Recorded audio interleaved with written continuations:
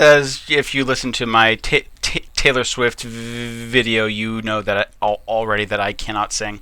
This is Mr. Cozy. This is video 58 where we solve log equations. So let's get started. Here's the property that we're going to use to solve log equations. That if I have a log of something equals a log of something else, and the bases have to match up.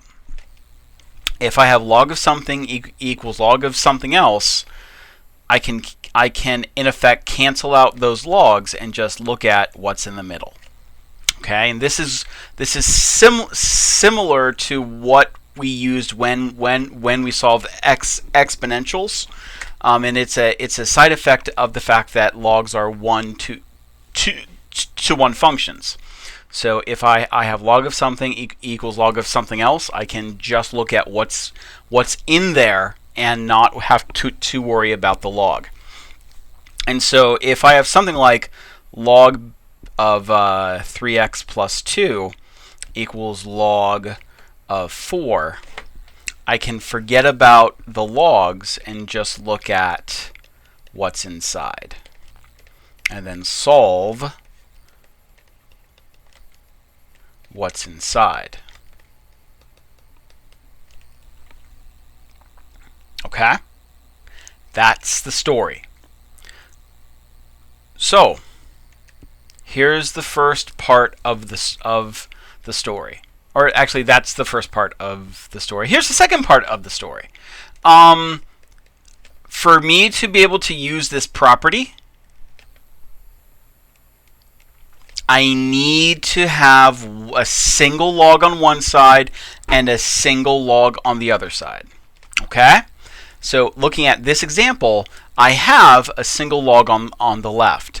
I do not have a single log on the right. I have to do something with the 3 before I can use this log canceling property. So what I need to do is use my exponents property and make that right side the log of 2 to the third. Once I do that, then I can cancel out the logs and just look at what's in the middle and solve what's in the middle.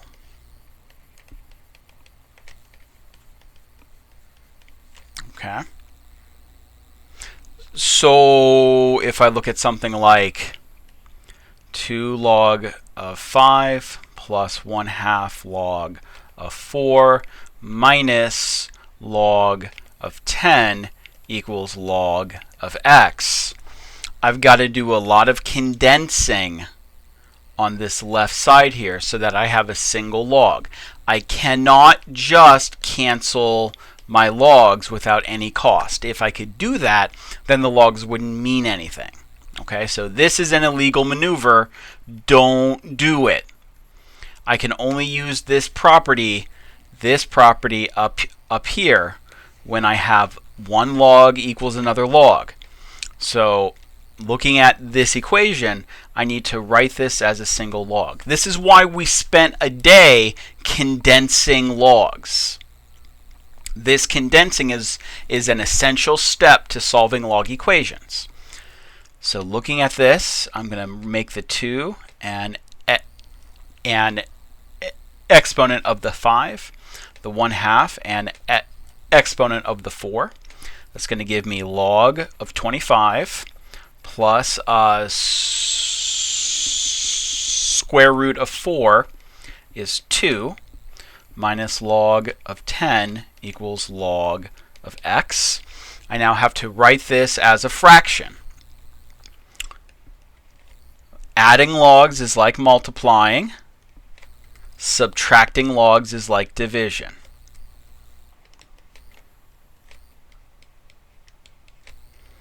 So that's going to give me log of 50 over 10 equals log of x. And now I can cancel out my logs. So x is going to be 5. Okay? key idea is that I need to have one log equals another log. I can't cancel the logs until I'm there. Don't forget that. And the reason why I'm stressing that is that every year about a third of my students screw this up, and they look at a problem like this and just go, oh yeah, I can cancel logs, and then I'm sad because they failed the test. Okay? Don't do this. That's a no-no. You've got to crunch, condense each side so that's a single log, and then you can cancel logs. Let's look at another more interesting problem, and then we will call it a day. Actually, let's use log natural. Log natural of x plus 1 minus log natural of x equals 2 log natural of 3 plus log natural of 2. Okay? So I need to condense this side into a single log and this side into a single log. Don't let ln throw you. ln is just log with e as a base. Okay? So subtraction of logs is like division.